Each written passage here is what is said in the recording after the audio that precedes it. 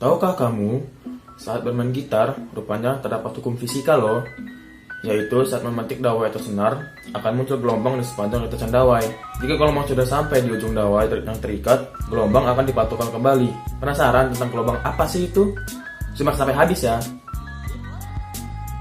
Assalamualaikum warahmatullahi wabarakatuh. Tabik pun, perkenalkan, nama saya Muhammad Zaki Intifada dari kelas 12 IPA 8. Teman-teman, bagaimana kabarnya hari ini? Sudah setahun nih kita nggak ketemu di sekolah. Semoga kita selalu diberi kesehatan oleh Allah Subhanahu Wa Taala sehingga kita dapat belajar kembali di sekolah yang kita cintai ini. Amin Allahumma amin. Hari ini kita akan belajar tentang gelombang berjalan dan gelombang stasioner. Sebelum materi dimulai, ada baiknya kita berdoa.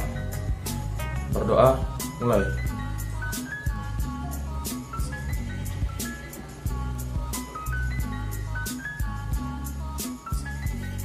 Berdoa, selesai. Selain contoh gitar dengan dawainya, rupanya masih banyak lagi loh contoh gelombang berjalan dan stasioner, seperti gelombang pada bunyi, gelombang pada cahaya, gelombang pada air jika adanya gangguan atau guncangan, gelombang pada tali yang sudah dimainkan, dan masih banyak lagi. Sebenarnya, apa sih gelombang stasioner dan gelombang berjalan itu? Mari kita bahas. Yang pertama adalah gelombang berjalan atau biasa disebut dengan gelombang transversal. Gelombang berjalan itu adalah gelombang yang arah getar partikel medium perantaranya tegak lurus terhadap arah gelombang. Masih asing ya? Nah, gini. Sederhananya, gelombang transversal itu merupakan gelombang yang bergerak tegak lurus terhadap arus energi atau arah energi. Nah, jika energi yang ditransfer dari arah kiri ke kanan, maka gelombangnya pun mengikuti arah tersebut, bergerak naik dan turun menuju arah kanan. Nah, itu yang disebut dengan gelombang transversal atau gelombang berjalan. Hukum gelombang yaitu sudut datang gelombang sama dengan sudut pantul gelombang. Gelombang datang, gelombang pantul, dan garis normal terletak dalam satu bidang datar. Berikut adalah komponen-komponen penting dalam gelombang berjalan. A, itu adalah amplitudo. Habis itu ada omega, yaitu frekuensi sudut, dengan rumus 2πf sama dengan 2π per T besar. T besar itu adalah periode. T kecil adalah waktu, K kecil sama dengan bilangan gelombang, dengan rumus 2π per lambda, dan ada X, yaitu letak apsis titik. Rumus-rumusnya sebagai berikut. Y xt sama dengan A sin omega T negatif Kx. Negatif itu ke arah kanan. Yang kedua ada Y xt sama dengan A sin omega T plus Kx. Yang kedua adalah gelombang stasioner. Gelombang stasioner adalah hasil perpaduan dari dua gelombang yang amplitudenya selalu berubah. Artinya, tidak semua titik yang dilalui gelombang ini memiliki amplitudo yang sama. Secara sederhana, gelombang stasioner merupakan perpaduan atau superposisi dari dua gelombang yang identik namun arah rambatnya berlawanan. Hukum Melde menyatakan bahwa cepat rambat gelombang atau V pada dawai sebanding dengan akar tegangan tali F besar, dan berbanding terbalik dengan akar massa persatuan panjang dawai. Terdapat dua jenis gelombang stasioner antara lain. Yang pertama, ada gelombang stasioner ujung terikat. Nah, dari gambar ini kita dapat melihat bahwa ujung satu dengan ujung yang lain berbentuk simpul. Dengan demikian, gelombang stasioner ini disebut ujung terikat. Selain itu juga gelombang stasioner ini memiliki ciri berupa jumlah simpul lebih banyak dari jumlah perut. Menentukan simpul dan perut. Simpul pertama yaitu 1/4 lambda, simpul kedua yaitu 3/4 lambda, dan simpul ketiga yaitu 1/4 lambda, dan seterusnya. Perut pertama adalah titik awal, berarti jarak dari titik mantul sama dengan 0. Perut kedua yaitu 1/2 lambda. Perut ketiga merupakan lambda. Perut keempat merupakan 1/2 lambda, dan seterusnya. Berikut rumus gelombang stasioner ujung tetap. Untuk menentukan letak simpul dari ujung tetap, dapat menggunakan rumus ini.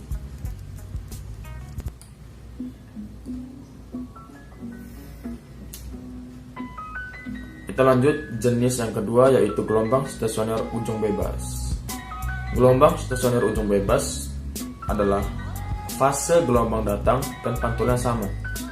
Dengan demikian, beda fasenya sama dengan 0. Perpaduan antara gelombang datang dan gelombang pantul pada ujung bebas menghasilkan persamaan berikut. X sama dengan jarak titik ke sumber getar.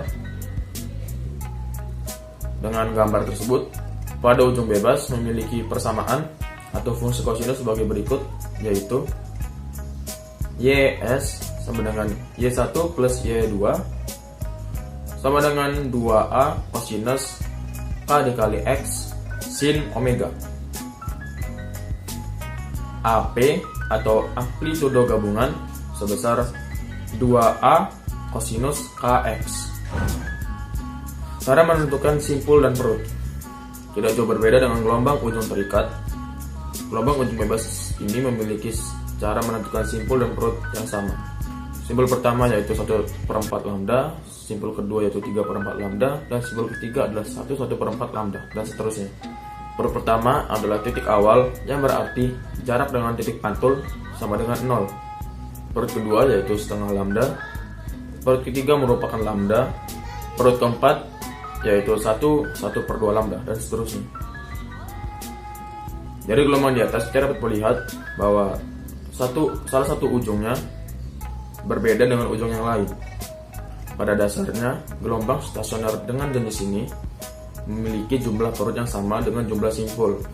Setelah kita mengerti definisi dan jenis gelombang stasioner, kita lanjut pada pembahasan menyelesaikan masalah dengan rumus dan persamaan matematis. Persamaan gelombang stasioner ujung bebas adalah rumus Y1 sama dengan A sin omega T negatif KX. Y2 sama dengan min A sin omega T plus KX, yang dimana Y1 dan Y2 adalah persamaan gelombang. A amplitudo, omega sama dengan kecepatan sudut, T kecil sama dengan waktu, X sama dengan posisi. Nah, jika persamaan gelombang bernilai negatif, maka arah gelombang bergerak ke arah kanan, dan jika nilai positif, gelombang bergerak ke arah kiri. Superposisi kedua gelombang sebagai berikut. YS sama dengan Y1 plus 2 sama dengan 2A sin KX cos omega T. YS merupakan superposisi gelombang. Contoh-contoh soal gelombang berjalan. Persamaan gelombang berjalan pada seutas tali dinyatakan oleh X dan Y dalam cm dan T kecil dalam second. Tentukan A arah rambatan gelombang, B amplitudo gelombang, C frekuensi, D bilangan gelombang, dan E panjang gelombang, serta F kecepatan rampat gelombang. Jawabannya, persamaan gelombang Y sama dengan 0,04 sin 0,2 pi dalam kurung 40 T min 5X. Hasilnya 0,04 sin 8 pi dikurang Px. Jawaban yang A sebagai berikut. Karena tanda koefisien T dan X berbeda, gelombang merambat ke arah positif. Yang B, jawabannya adalah amplitudo gelombang A sama dengan 0,04 cm. Yang C, kecepatan sudut atau omega bernilai 8pi. Karena omega 2πf, maka 2pi dikali f sama dengan 8pi,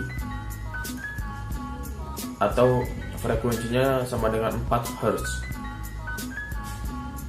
Jawaban yang D adalah bilangan gelombang K sama dengan mu per cm.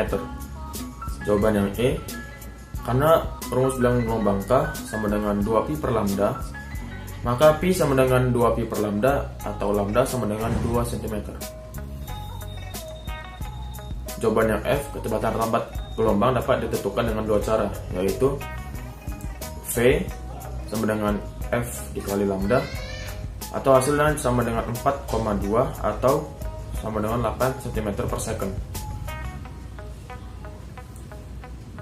V besar sama dengan omega dikali K sama dengan 8pi per I, atau sama dengan 8 cm per second. Contoh soal nomor 2 gelombang berjalan. Sebuah pemancar radio bekerja pada gelombang 1,5 meter. Jika cepat terlambat gelombang radio 3108 meter per second, pada frekuensi berapakah stasiun radio tersebut bekerja? Diketahuinya lambda sama dengan 1,5 meter, V kecilnya sama dengan 3108 mm per second. V kecil sama dengan 3108 meter per second. Yang ditanya adalah F atau frekuensi. Jawabannya adalah frekuensi sama dengan 2108 Hz atau 200 MHz. Berikutnya contoh soal gelombang stasioner. Soal yang pertama, terdapat dua gelombang dengan frekuensi dan amplitude yang sama besar, tetapi arah rambatnya yang berlawanan. Hal ini menghasilkan ada pilihannya, yaitu A. gelombang mekanik, B. gelombang elektromagnetik, C. gelombang transversal, D. gelombang stasioner, dan E adalah gelombang bunyi. Pembahasannya, gelombang mekanik terdiri dari gelombang transversal dan gelombang longitudinal. Contoh gelombang transversal adalah gelombang tali, sedangkan contoh longitudinal adalah gelombang bunyi. Gelombang jenis lain adalah gelombang elektromagnetik. Ia tidak memerlukan medium dalam merambat. Contohnya adalah gelombang cahaya. Gelombang bergerak atau jalan merambat. Kondisi ini disebut gelombang berdiri. Saat merambat, ia dapat menabrak sesuatu dan terpantul. Gelombang datang dan pantul ini saling berkolaborasi menjadi gelombang stasioner atau gelombang berdiri. Jadi jawabannya adalah D. Soal nomor 2, tali sepanjang 5 meter digetarkan sehingga terbentuk 18 gelombang penuh. Letak perut kedua jika dihitung dari ujung terikat adalah A 0,00 meter, B 0,07 meter, C 0,14 meter, D 0,21 meter, yang E 0,28 meter.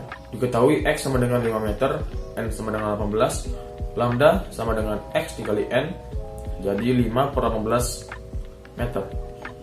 Ditanya jarak perut kedua ujung terikat XP2 atau 3 per 4 lambda.